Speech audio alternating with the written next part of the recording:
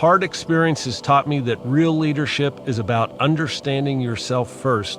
Most obstacles that limit people's potential are set in motion by the leader and are rooted in his or her own fears, ego needs, and unproductive habits.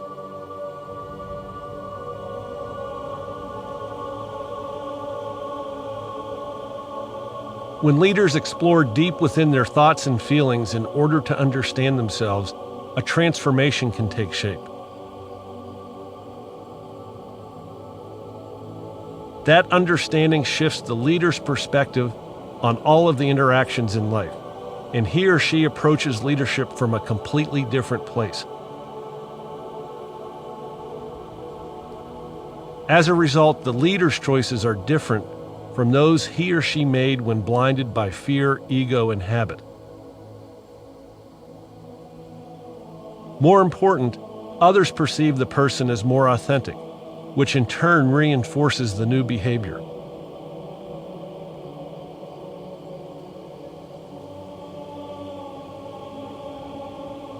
My experience has shown that helping people realize their full potential can lead to attaining goals that would be impossible to reach under command and control.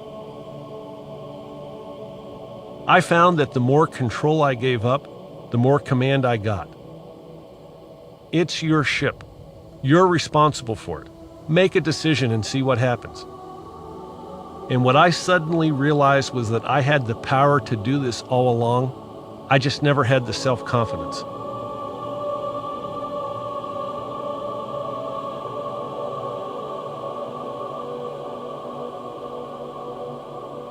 Many people consider going out on a limb a sure way to endanger your career.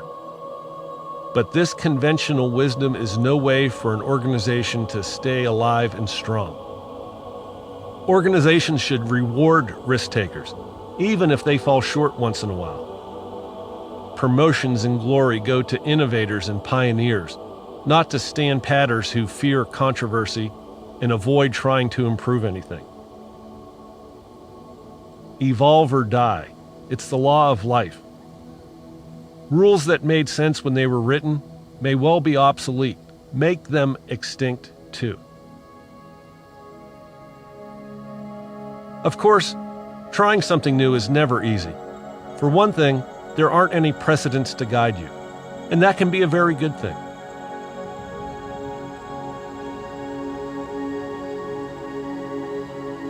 Still, without metrics, how could I decide whether something new was a good idea? There were no guarantees. Life isn't always tidy, and often unintended consequences result from well-meant actions. In general, however, I decided that on just about everything I did, my standard should simply be whether or not it felt right. You can never go wrong if you do the right thing.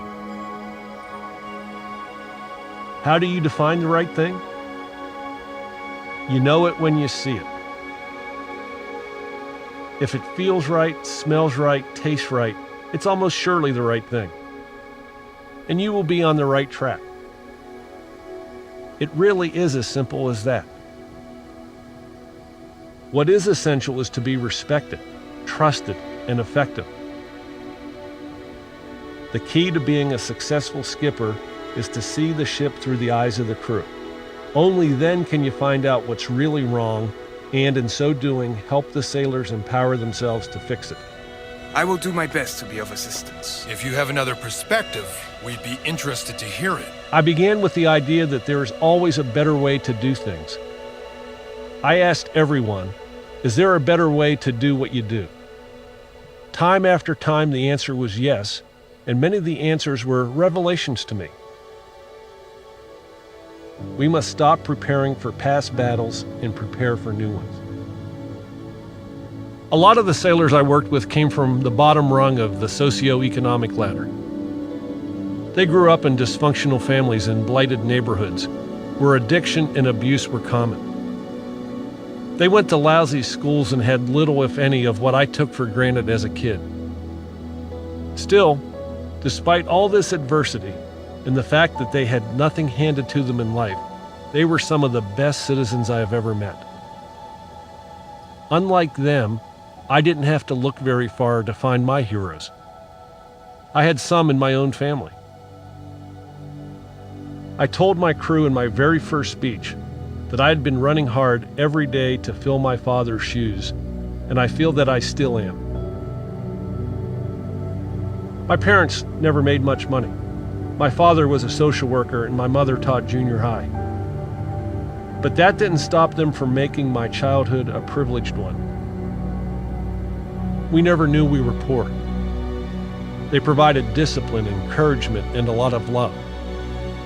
I believe any of us, fortunate enough to come from stable families, have a responsibility to try to understand the experiences of those growing up without support, security, or positive role models. It taught me not to give up on people until I have exhausted every opportunity to train them and help them grow. Given the right environment, there are few limits to what people can achieve. I wanted sailors to open their minds, use their imaginations, and find better ways of doing everything. I had already decided that if I was ever going to fill my father's shoes, it was time for me to leave my comfort zone and chart my own course. I will complete my mission, no matter how far I have to swim. If my strength fails me, I will meet my fallen comrades. I wanted a life I could be proud of. I wanted to have a positive effect on young people's lives. I have learned over and over that once you squander an opportunity, you can never get it back.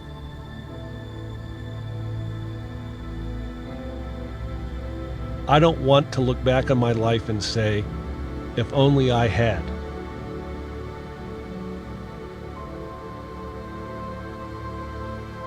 We were all ambassadors, and we had to behave accordingly. Sometimes things go right by accident, and you are left with the dangerous illusion that it was your doing. Even the worst screw-up may be redeemable. You may screw up, but we believe in comebacks.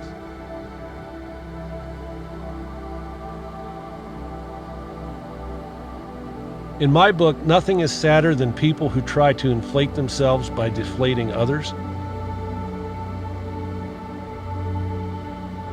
When leaders and managers behave as though they are above their people, when they announce decisions after little or no consultation, when they make it clear that their orders aren't to be questioned, then conditions are ripe for disaster.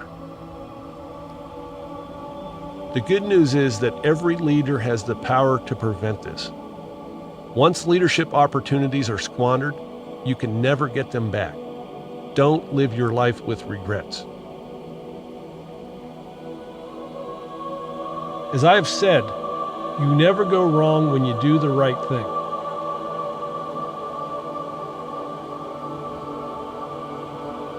Out of the night that covers me, black as the pit from pole to pole, I thank whatever gods may be for my unconquerable soul.